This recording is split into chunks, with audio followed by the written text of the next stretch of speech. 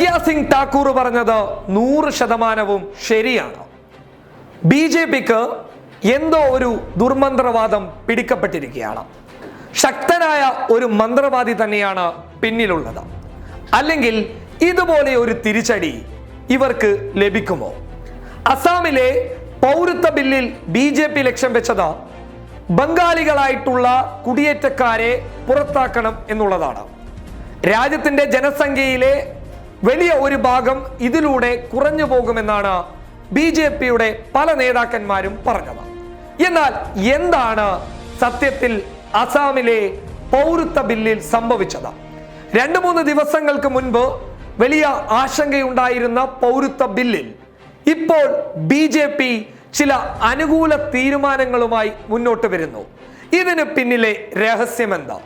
എന്താണ് സംഘപരിവാർ സംഘടനകളിലെ ചില നേതാക്കന്മാർ പൗരത്വ ബില്ലിനെതിരെ ഇപ്പോൾ പരസ്യമായി രംഗത്ത് വന്ന് ശബ്ദിക്കാൻ മുന്നിട്ടിറങ്ങിയത്? വ്യക്തമായ കാരണമുണ്ട്. അതാണ് പറഞ്ഞത് BJPക്ക് എന്തോ ഒരു ദുർമന്ത്രവാദം ബാധിച്ചിട്ടുണ്ട് എന്ന് വ്യക്തമാക്കി പറയാം. നേരത്തെ പട്ടികക്ക് പുറത്തുണ്ടായിരുന്നത് 80 ലക്ഷം പേരാണ്. അത് കഴിഞ്ഞ് 40 ലക്ഷമായി, പിന്നീട് 21 ലക്ഷമായി, ഇപ്പോൾ 19 ലക്ഷമായി. 19 ലക്ഷത്തിൽ എത്ര മുസ്ലിങ്ങളുണ്ട് എന്ന് ചോദിച്ചു കഴിഞ്ഞാൽ വ്യക്തമായ ഉത്തരം നൽകാം. BJPക്ക് അനുകൂലമായി നിൽക്കുന്ന 11 ലക്ഷം മുതൽ 13 ലക്ഷം വരെ ഹിന്ദുക്കളാണ് പട്ടികക്കകത്തുള്ളത്. അതായത് 5-6 ലക്ഷം മുസ്ലിങ്ങൾ മാത്രം. അസാമിൽ നടന്ന ആ ഞെട്ടിപ്പിക്കുന്ന സംഭവം ഇങ്ങനെയാണ്. NRC ലിസ്റ്റ് കടന്നു വരുന്നു എന്നറിഞ്ഞപ്പോൾ തന്നെ അസാമിലെ മുസ്ലിം സംഘടനകൾ പണി തുടങ്ങിക്കഴിഞ്ഞിരുന്നു. അവർ ശക്തമായ നീക്കം നടത്തി. 1971 മുന്നിലുള്ള തങ്ങളുടെ അപ്പനപ്പൂപ്പന്മാരുടെ രേഖകൾ കൊണ്ടുവരാനുള്ള നീക്കം അവർ രണ്ടും കൽപ്പിച്ച് നടത്തിക്കഴിഞ്ഞു. പലരും അതിനുവേണ്ടിയുള്ള തീവ്ര ശ്രമത്തിലായിരുന്നു. AIUDF പോലെയുള്ള മുസ്ലിം സംഘടനകൾ രംഗത്ത് വന്നു.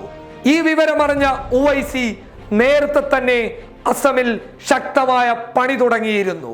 ശക്തമായ പണിക്കൊടുവിൽ ആ ലിസ്റ്റിനകത്ത് കയറിപ്പറ്റാൻ അസമിലെ മുസ്ലിങ്ങൾ നിർബന്ധിതരായി മുന്നോട്ട് വരികയും അവരുടെ അപ്പനപ്പൂപ്പന്മാരുടെ തെളിവുകൾ സഹിതം രാജ്യത്തിന് നൽകുകയും ചെയ്തപ്പോൾ കുടിയേറ്റക്കാർ എവിടെയെന്ന് രാജ്യത്തെ ജനങ്ങൾ നിങ്ങളോട് ചോദിക്കുകയാണ്. എവിടെയാണ് രാജ്യത്ത് കടന്നു വന്നിരിക്കുന്ന അനധികൃത കുടിയേറ്റക്കാരുള്ളത്?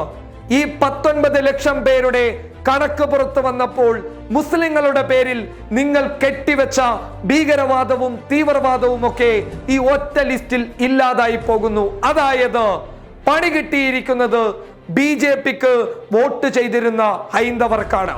ഹൈന്ദവരായാലും മുസ്ലിങ്ങളായാലും രാജ്യത്ത് അവർ സുരക്ഷിതമായിരിക്കണം.